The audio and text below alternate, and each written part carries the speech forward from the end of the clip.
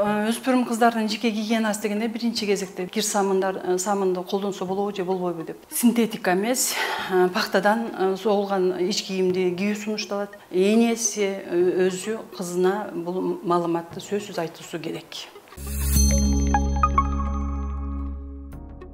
Бул өспүрүм кыздардын жеке гигиенасы дегенде биринчи кезекте биз гигиена каражаттарына токтоло кетели. Гигиена каражаттарына кайсылар керек? Бул деген самын, шампунь, мочалка, тиш щетка, сүлгү деген сыяктуу гигиена каражаттары бар.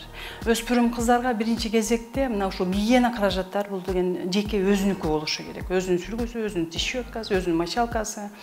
Башкаларга алмаштырбаган ошондой өзүнүн каражаттарын өзү пайдаланышы керек. Жана ошондой эле гигиена дегенде биз бул өспүрүм кыздар мисалы жумасына 2 жолу тырнактарын алып турушу керек. 2 жолу сууга түшүп, башын, чачын жуушу керек. Жана ошондой эле күнүнө ич кийим болсо күндө алмаштырып турушу керек. Эми өздөрүнө тиешелүү болгон мисалы кийимдерин, ич кийимдерин ошонун ичинде алар башкаларына алмаштырбай өздөрү гана пайдаланышы керек. Жылуу суу менен жуунуш керек, жылуу жана таза суу менен жуунуш керек. Ошо жуунар алдында өзү биринчи кезекте өспүрүм кыз колун тазалап, самындап жууп алышы керек. Жана ошондой эле алдынан артты көздөп жуунуш керек. Анткени арттан алдын көздөп жууна турган болсо, мите курут ооруларын киргизип алышы мүмкүн. Күнүнө жок дегенде 1 жолу жуунуш керек. Мүмкүн болсо 1 жолу душка түшүп сунушталат. Ар кай жерде шарттар ар кандай, айыл жеринде да башкача болот. Бул ачык жерлерин күндө жууп туруш керек. Мисалы моюндарды, колдорду жана көкүрөктүн астын самындап күндө жууп сунушталат. Ал эми алдын күндө жок дегенде 1 жолу жуунуш керек. Жана ошондой эле бетти 2 жолу жууп сунушталат, самындап мындай массаж түрүндө бетти укалоо жолу менен самындап жуунуш керек. Жана өспүрүм кыздарга ошол учурда көбүнчө өспүрүм кезде безеткилер чыгат. Безеткилерди сыгып салбоо керек. Өзгөчө кир колдор менен кармалабаш керек. Бул жуунууга гигиеналык самындарды жана интим гелдерди пайдаланууга болот. Ал эми жана көбүнчө суроолор болот. Кир самынды колдонсо болобу же болбойбу деп. Кир самынды жана арзан, жыттуу самындарды колдонууга болбойт.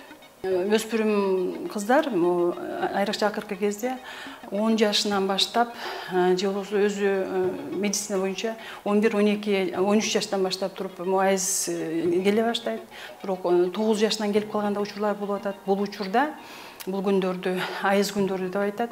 Бул учурдагы гигиена болсо күндө ич кийимдерин алмаштыруу сунушталат. Ошондой эле ич кийим бул жана ХБ деп коет, синтетика эмес, пахтадан согулган ич кийимди кийүү сунушталат.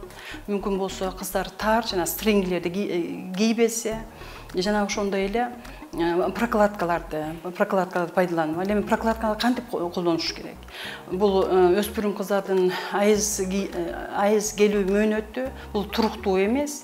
Бул 21 күндөн 35 күнгө чейин созулат. Ошол учурда айыз келген учурда прокладкаларды 4 саатта 1 жолу алмаштыруу сунушталат.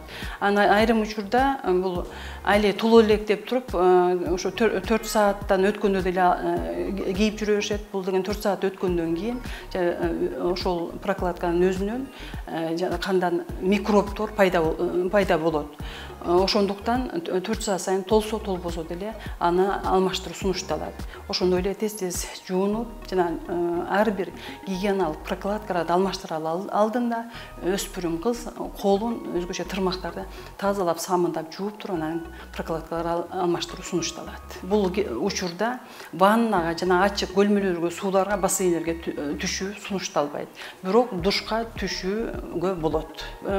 Биздин менталитетибизде көбүнчө энелер менен кыздары бул айыз тууралуу бул сүйлөшүүдөн тартынышат.